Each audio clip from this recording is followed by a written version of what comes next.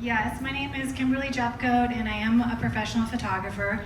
This is my second year being on the E&L stage, and I just want to say thank you so much. It's amazing to be in front of a group of such empowering people as yourself, so give yourselves a round of applause. And give Ashley a round of applause too. This is not easy to get up here on stage. So 4 years ago, I decided that I was ready to have another dog. It had been many years. This is during the time of COVID. And I ended up adopting a Schnauzer from the Orange County shelter. Do we have any dog fans out here? Okay, yeah, so before Henry, there was another dog, and his name was Walker. And he was a dog that I fostered. Now, this was the first time that I had ever fostered an animal, so I had no idea what I was getting myself into. There is something called foster fail, which is like you foster a dog, but you don't end up giving it to someone else, you keep it. I didn't do that. So anyway, Walker was this like oversized beagle. He was a big boy. He was like 85 pounds. He had long ears. He was tall. He had big feet. I mean, he kind of looked like me, but you know, like when I sat next to him on the couch and looked over, we were at eye level. I was like, hey, what's up? So I had him for 2 days and decided to take him to the dog park.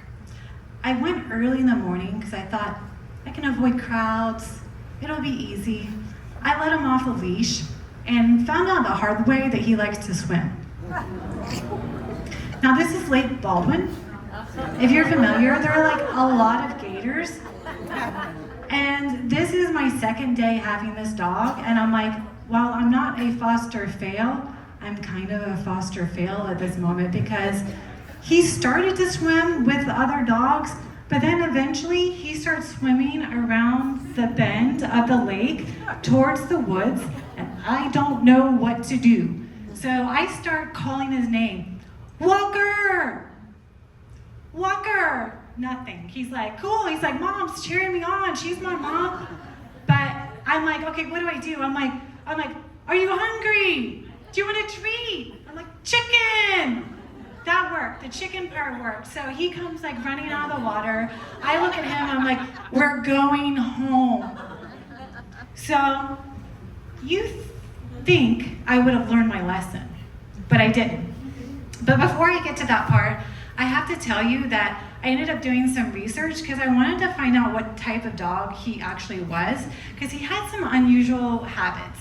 For instance, if he wanted something, he would howl relentlessly. Like I had a tall basket of dog toys, and if he wanted a toy from that basket, he would just howl until I gave in. Well, it turns out he was a Treen Walker Coonhound, which means he had webbed feet. He was like made for swimming. I actually picked up one of his feet and pulled his toes away, and it looked like a duck's foot. He also was bred to hunt. I live in the suburbs. I don't even have a backyard. So a few weeks with him and his relentless howling, I was kind of at my wits' end. I didn't know what to do. But this one day, he was howling and I was working from home, and I didn't know what he was howling for. It wasn't a treat, it wasn't a toy. So I was like, I'm just gonna take him for a walk. Now, I don't have any makeup on, my hair is piled on top of my head, I'm wearing yoga pants, and I happen to be wearing these like green shiny loafers because that was what was near the door. And we go for a walk, and like I said, I should have learned my lesson, but I thought, what's the worst that could happen if I let him off the leash? So I do, and he runs away, and I go running after him, and I see these people, and they're like, are you looking for your dog? And I was like, yeah. I was like, he's over there. I was like, okay. So I run over there, and what do I see but like the most bright lime green water I've ever seen in my life? It's the swamp, and Walker is bobbing in and out of this swamp. So happy, right? But kind of reminds me of like the Loch Ness Monster or something. And then he disappears again. So I'm running towards the boardwalk. I'm jumping around. I actually end up in mud and I'm kind of stuck. And at this point, I don't know what to do except cry. And I'm crying and I'm calling on my angels, right? I'm like, please, someone come help me. I'm like, Dad, please help me if any time I need it now. And I'm like, a moment or two later, these two gypsy girls come out of nowhere. They don't have shoes on. There is glitter in their hair. And they come up to me, and the best part was there was actually a speaker with them, and they were playing music. It's like, we see your gypsy, that's Fleetwood Mac, just in case you didn't get it. But anyway, so they're like, we're gonna go help you find your dog. And I was like, okay. And I give them the leash, and they go like traipsing back into the forest.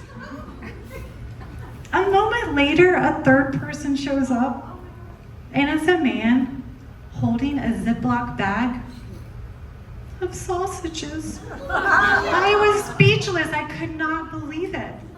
And he was like, I heard this dog howling at a tree, and it turns out Walker is in the woods, and there must be a raccoon or a squirrel or a little child up in this tree, and he wants whatever is up in that tree. So that day, those people helped me find Walker, and I realized he was not the dog for me. Thank you very much.